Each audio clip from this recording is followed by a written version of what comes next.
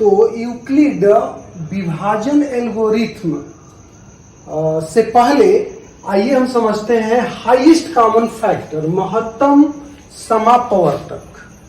तो सबसे पहले आप यही समझिए कि महत्तम समापवर्तक क्या है। यहाँ देखिए हम दो संख्याएं ले रहे हैं, एक 20 और एक 30। अगर हम आपसे कहें कि एक संख्या बताइए जो दोनों को विभाजित कर दे, तो मुझे लगता है आप कहेंगे कि 2 है, जो 20 को भी डिवाइड कर देगा, 30 को भी डिवाइड कर देगा। दूसरा नंबर अगर कहें कि बताइए जो इन दोनों को डिवाइड कर दे, तो दूसरा नंबर आप 5 कह सकते हैं। तो 2 दोनों को डिवाइड कर सकता है, 5 भी दोनों को डिवाइड कर सकता है। ठीक है, बताएंगे 2 और 5 के अलावा और कौन है जो दोनों को डिवाइड कर सकता है? 10। सही। इसका मतलब एक और नंबर है 10 जो 20 और 30 दोनों को डिवाइड कर सकता है। और क्या आपको लगता है कि 10 से भी कोई बड़ा नंबर है जो दोनों को डिवाइड कर देगा? 10 से कोई बड़ा नंबर है जो दोनों को डिवाइड कर सकता है? तो मुझे लगता है कि स्पष्ट है कि 10 से बड़ा कोई नंबर नहीं है जो 20 और 30 दोनों को एक साथ विभाजित कर दे। यहाँ पे आप 3 नंबर देख रहे हैं, 2 भी 20 30 दोनों को डिवाइड करता है, 5 भी दोनों को डिवाइड करता है और 10 भी दोनों को डिवाइड करता है, जिसमें 10 जो है वह सबसे बड़ा पूर्णांक है जो दोनों को विभाजित करता है, और इसीलिए इस 10 को हम बोलते हैं हाईएस्ट कॉमन फैक्टर। किसका? 20 और 30 का, यानी कि महत्तम समापवर्तक। आप निकालने की प्राइमरी लेवल पे विधि भी जानते हैं। तो हाईएस्ट कॉमन फैक्टर क्या है आप समझ गए? 20 और 30 का हाईएस्ट कॉमन फैक्टर क्या हो जाएगा? 10 हो जाएगा। और इसको आप शार्ट में HCF लिखते हैं और ब्रैकेट में आप चाहे तो डाल देंगे कि 20 और 30, यानी जिन दो नंबरों का महत्तम समापवर्तक निकाल रहे हैं उनको ब्रैकेट में लिख देते हैं। नोटेशन है, साइड में आप HCF भी लिख सकते हैं। और ये कितने के बराबर हो गया? 10 हो गया। तो इस तरह से लिखने से ये फायदा होता है, तो पता चलता है कि जो HCF हम निकाल रहे हैं वो किसका निकाल रहे हैं? 20 और 30 का, और कितने के बराबर है? 10 के बराबर है। तो ये परिभाषा हो गया दो दिए हुए धनात्मक पूर्णांकों A तथा B का महत्तम समापवर्तक वह सबसे बड़ा पूर्णांक D होता है जो दोनों को पूर्णतः विभाजित करता है, और इसलिए हम लिखते हैं D बराबर HCF ब्रैकेट में A, B, मतलब A और B का HCF, और साथ में आप चाहें तो HCF भी केवल लिख सकते हैं। ब्रैकेट में A, B लगाने से ये फायदा है कि वो पता चल जाता है कि हम किसका HCF लिख रहे हैं। अब आइए आते हैं यूक्लिड विभाजन एल्गोरिथ्म, यानी यूक्लिड डिवीजन एल्गोरिथ्म। ये क्या है? अभी आप पढ़ चुके हैं यूक्लिड डिवीजन लेमा, इसके पहले पढ़े हैं, और ये है यूक्लिड डिवीजन एल्गोरिथ्म। आप ध्यान दीजिएगा, दोनों में अंतर है। जो पहले आप पढ़े हैं यूक्लिड डिवीजन लेमा, वो ये बताता है कि भाज्य इक्वल टू भाजक इंटू भागफल प्लस शेषफल, उस नियम को वो बताता है। ये जो है यूक्लिड विभाजन एल्गोरिथ्म, ये एक प्रोसेस है दो संख्याओं के हाईएस्ट कॉमन फैक्टर निकालने का, महत्तम समापवर्तक निकालने का यह एक विधि है। ये चरणों का एक श्रेणी है, यानी कुछ स्टेप्स हैं जिसको अगर फॉलो करें तो हम दो संख्याओं का महत्तम समापवर्तक निकाल सकते हैं। तो हमेशा ये दोनों को अलग अलग ध्यान में रखिएगा। यूक्लिड डिवीजन लेमा जो पहले आप पढ़े थे, वो लेमा है A = BQ + R, उस फार्मूले को बताता है। और ये क्या है? एल्गोरिथ्म क्या है? ये उसी लेमा का प्रयोग करके कुछ चरणों में दो संख्याओं के महत्तम समापवर्तक निकालने की विधि है। क्या है ये विधि? तो देखिए, दो धनात्मक पूर्णांकों A तथा B के HCF निकालने के लिए निम्नलिखित चरणों की एक श्रेणी होती है। है ना। कौन? यूक्लिड विभाजन एल्गोरिथ्म। स्टेप 1, यदि a ग्रेटर देन b, जो स्टेप पहला स्टेप है, हम जो संख्याएं दी रहेंगी तो भाग देंगे ना। तो किससे भाग देंगे? दोनों में देख लेंगे कि कौन संख्या छोटी है और कौन संख्या बड़ी है। तो छोटी संख्या से हम बड़ी संख्या में भाग देंगे। तो यहां हमने मान लिया कि a ग्रेटर देन b, मान लिया कि a जो है b से बड़ा है, तो किससे भाग देंगे? b से भाग देंगे a में। तो जब भाग देंगे तो इस तरह का एक आएगा ना, भाज्य बराबर भाजक गुणे भागफल प्लस शेषफल, यानी कि जिसको आप बोलते हैं यूक्लिड्स डिवीजन लेमा। तो दो संख्याओं के लिए पहले आप भाग दे करके यूक्लिड डिवीजन लेमा ये प्राप्त करेंगे। और यदि यार का मान 0 आ जाता है तो अब भाग किससे दे रहे थे? किससे भाग दे रहे थे? b से भाग दे रहे थे, यानी कि जो भाजक है वही हो जाएगा HCF। यानी a में आपने b से भाग दिया, यहां पे भाजक b है, और यदि शेषफल 0 आता है तो जिससे आप भाग दे रहे थे जो भाजक है वही हो जाता है हाईएस्ट कॉमन फैक्टर। तो लिखा गया यदि r बराबर 0, यानी यदि r 0 हो जाता है तो HCF कितने के बराबर हो जाएगा? b, यानी जिससे भाग दे रहे थे, यानी कि जो भाजक है। लेकिन ऐसा भी हो सकता है कि शेषफल 0 ना हो। शेषफल 0 ना हो तो हम स्टेप 2 पे आते हैं। स्टेप 2 में क्या करना है? वही स्टेप 1 को रिपीट करना है। लेकिन स्टेप 1 में a को b से भाग दे रहे थे, अब किसको भाग देंगे? जो शेषफल आया है ना, ये r, पहले भाग की क्रिया में स्टेप 1 में जो शेषफल आया है, अब उस शेषफल से हम किसको भाग देंगे? जिससे भाग दे रहे थे, यानी भाजक को। तो यहां देखिए यदि r 0 के बराबर न हो तो यूक्लिड विभाजन प्रमेय का b बराबर r(q1) प्लस r1 प्राप्त कीजिए। यानी किसको भाग देंगे? r से किसको भाग देंगे? b को। b पहले क्या था? भाजक था, और r क्या था उस समय? शेषफल था, यानी शेषफल से भाजक को भाग देंगे। तो फिर ये यूक्लिड जो है विभाजन प्रमेय का ये प्राप्त होगा। और यदि शेषफल यहाँ 0 आ जाता है तो जो HCF है वो r के बराबर हो जाएगा। यानी इस टाइम तो भाजक r ही है। और अब क्या होगा? ऐसा भी हो सकता है कि फिर r1 0 ना हो। तो जब फिर r1 0 नहीं होगा तो क्या करेंगे? वही प्रक्रिया आगे बढ़ेगी। तो इसका तीसरा स्टेप आता है, तीसरा स्टेप है स्टेप 3। स्टेप 3 है, यह प्रक्रिया तब तक जारी रखिए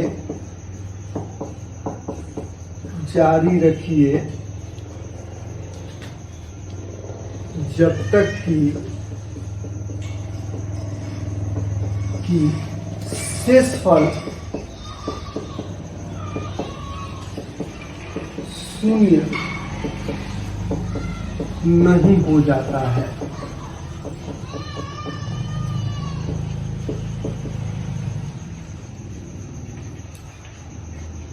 तब HCF बराबर अंतिम भाजक।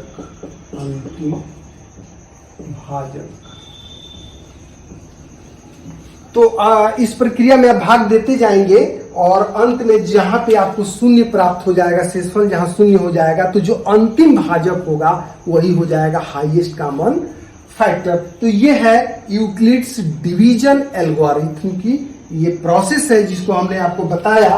तो आइए देखते हैं हम इस पर कैसे क्वेश्चंस करेंगे। क्वेश्चन कैसे हम HCF निकालेंगे इस एल्गोरिथम से, तो इसको हम देखते हैं।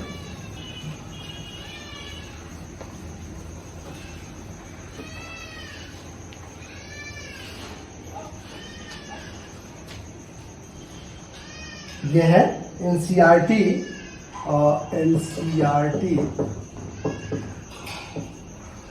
एक्सरसाइज 1.1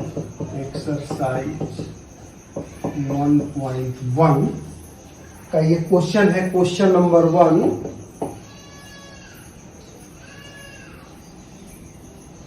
क्वेश्चन नंबर 1 है। पहला क्वेश्चन है निम्नलिखित संख्याओं का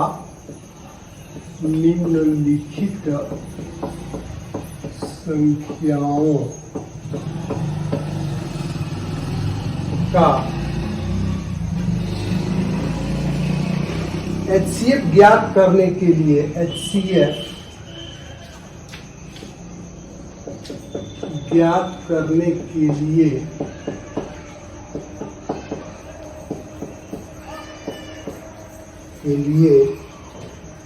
यूक्लिड विभाजन प्रमेयिका का प्रयोग कीजिए। विभाजन प्रमेयिका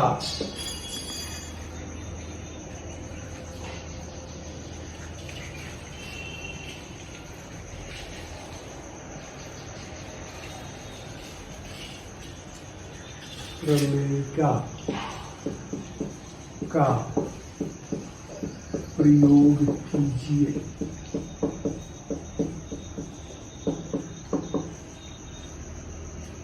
पहला सवाल है 135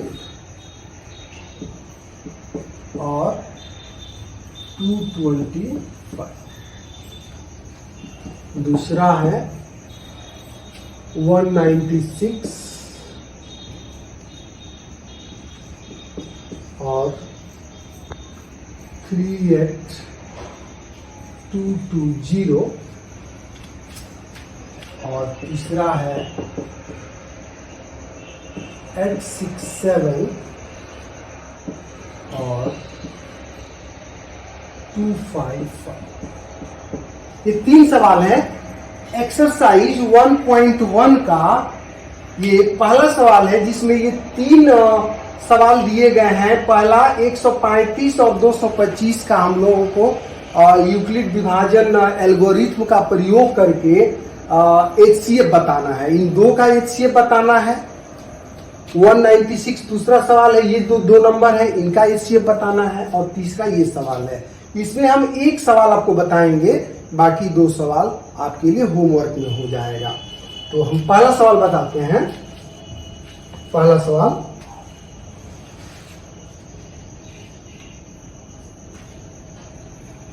सॉल्यूशन। पहले का पहला हम बता रहे हैं आपको। इसमें 2 संख्याएं दी गई हैं, 135 और दूसरी संख्या है 225। 135 और 225 ध्यान से समझिएगा। इन 2 संख्याएं दी गई है, इन दोनों का हाईएस्ट कॉमन फैक्टर निकालना है। तो सबसे पहले आप देखिएगा कि इन दोनों में कौन संख्या अधिक है, कौन पूर्णांक बड़ा है। तो दोनों में कौन बड़ा है? 225। तो इसमें ए मान लीजिए, इसको बड़े वाले को ए मान लीजिए 225 और छोटे वाले को कितना मान लीजिए 135। बी मान लीजिए, बड़े वाले को ए मान लिया, ए बराबर 225 और बी बराबर हो गया 135। यहाँ पे ए क्या है? बी से बड़ा है। ये ग्रेटर का निशान होता है, आप जानते हैं, नहीं जानते हैं तो जान लीजिए। ए ग्रेटर देन बी इसको पढ़ते हैं। ए बी से बड़ा है, बी से बड़ा है। अब बताइए किस में हम भाग देंगे? ए में किससे भाग देंगे? बी से भाग देंगे। तो इसका पहला स्टेप जो होगा, स्टेप 1 समझ लीजिएगा। स्टेप 1 पे आते हैं। फिर से आप समझिए, 2 संख्याएं दी गई थी। एक संख्या को, जो इसमें बड़ी संख्या है 225, उसको हमने ए मान लिया। ये छोटी संख्या है, इसको हमने 135, जिसको हमने बी मान लिया। और यहाँ पे देखते हैं कि ये जो है बी से बड़ा है। और अब हम आते हैं स्टेप 1। इसमें हम क्या करेंगे? ए को, यानी कि ए को बी से भाग दीजिए,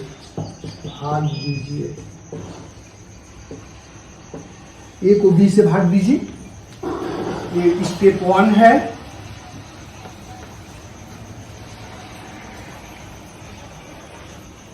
ए को बी से भाग देंगे, ऐसे भाग दीजिए। यहाँ देखिए, ए 225 है, इसको हम भाग देंगे बी यानी 135 से। एक बार ले जाइए, 135 हुआ, 5 में से 5 शून्य आ गया, ये 12 में से जो है 3, ये 9 हो गया और यहाँ कट जाएगा, तो ये हो गया 90। भाग दिया आपने। 135 से किसको भाग दे रहे थे? 225 को। भागफल कितना गया? 1, और शेषफल कितना आया? 90। और इसको आप डिवीजन एल्गोरिथम के रूप में लिखेंगे, विभाजन प्रमेय का, तो ये हो जाएगा, कितना लिखेंगे? पहले किसको लिखेंगे? 225 को लिखेंगे, बराबर भाग किससे दे रहे थे? 135 लिखेंगे। भागफल कितना आया था? इंटू 1, और प्लस शेषफल कितना है? 90। यहाँ पे जो शेषफल है वो शून्य नहीं है। शेषफल कितना आया? शेषफल कितना आया? शेषफल कितना है? 90 है, जो कि 0 नहीं है, शून्य नहीं है। इसलिए इसका जो है अभी HCF नहीं निकलेगा। यहां भाजक कितना है? भाजक कितना है? भाजक जिसको डिवाइजर बोलते हैं, कितना है? 135। अब आप आ जाइए स्टेप 2। स्टेप 2 में क्यों हमको आना पड़ा? इसलिए स्टेप 2 में इसलिए आना पड़ा क्योंकि ये जो शेषफल है वो शून्य नहीं आया था। स्टेप 2 में हम क्या करेंगे? ध्यान दीजिएगा, यहां समझिएगा। अब हम भाजक जो 135 है और ये जो शेषफल है 90, इस 90 से हम 135 में भाग देंगे। ठीक है, तो अब आप भाग दीजिए। 135 को 90 से भाग दीजिए, भाग दीजिए, भाग दीजिए। 135 भाग देना है कितने से? 90 से। तो एक बार ले जाइए, ये 90 हो गया, ये 4, 45 से गिरा। फिर शेषफल जो है शून्य नहीं आया, तो यूक्लिड जो है विभाजन प्रमेय का लिखिए। कितना लिखेंगे? किसको भाग दे रहे थे? 135 को। 135 पहले लिखिए। किससे भाग दे रहे थे? 90 से। तो 90 इंटू भागफल कितना आया? 1, तो यहाँ 1 हो गया, और प्लस शेषफल कितना आ गया? 45। फिर जो शेषफल है, जो रिमाइंडर है, वो शून्य नहीं आया, और यहां भाजक कितना हुआ? किससे भाग दे रहे थे? 90 से हम भाग दे रहे थे, कि यहां हो गया 90। हर जगह ये हमेशा लिखा करिएगा, शेषफल और फिर भाजक, आपको आसानी हो, क्योंकि अगले स्टेप में यही दोनों आगे जाते हैं। तो फिर ये स्टेप आगे बढ़ जाएगा। क्यों बढ़ जाएगा? इसको आप चाहे तो नोट कर लीजिए। क्यों आगे बढ़ जाएगा? क्योंकि अभी शेषफल शून्य नहीं आया है। तो स्टेप 3 में आते हैं। स्टेप 3 क्या करेंगे? अब 90 को किससे भाग देंगे? हमेशा भाजक को शेषफल से भाग देंगे हर प्रक्रिया में, हर स्टेप में। तो 90 को 45 से भाग दीजिए। लीजिए, ये 90 हो गया, ये 45 है, 2 बार ले जाइए, 90 हो गया। कितना आया? 0 आ गया ना। शेषफल कितना आ गया? शेषफल कितना है? यहां शून्य आ गया है। तो पहले यूक्लिड डिवीजन लेमा लिख लीजिए। यूक्लिड डिवीजन लेमा कितना होगा? भाग किसको दे रहे थे? 90 को। ये कितना हो गया? भाजक 45 से भाग दे रहे थे, 2 बार गया है, और शेषफल कितना आया है? शेषफल कितना आया है? शून्य आया है, 0 आया है। तो अब शेषफल तो 0 हो गया। शेषफल क्या हो गया? 0। तो जो HCF होगा वो होगा अंतिम भाजक। अंतिम भाजक, लास्ट डिवाइजर, अंतिम भाजक। कौन है अंतिम भाजक? किससे अंत में भाग दे रहे थे? 45 से, और इसलिए यही हो गया HCF 45। इसको और थोड़ा सा नोटेशन यूज करेंगे तो HCF किसका किसका निकाल रहे थे? 135 और 225 का निकाल रहे थे। और कितना आ गया 45। तो ये प्रोसेस हो गया। और आपको जो दूसरा पहले के जो 2 सवाल हम छोड़ रहे हैं, दोनों का आंसर लिख दे रहे हैं, आप करिएगा आंसर। सेकंड का आंसर है 196 और थर्ड का आंसर है 51। ये आप लोगों के लिए होमवर्क होगा, जैसे मैंने बताया ठीक उसी तरह से करिएगा, ठीक है। और आगे का हम आपको अगले वीडियो में बताएंगे। धन्यवाद।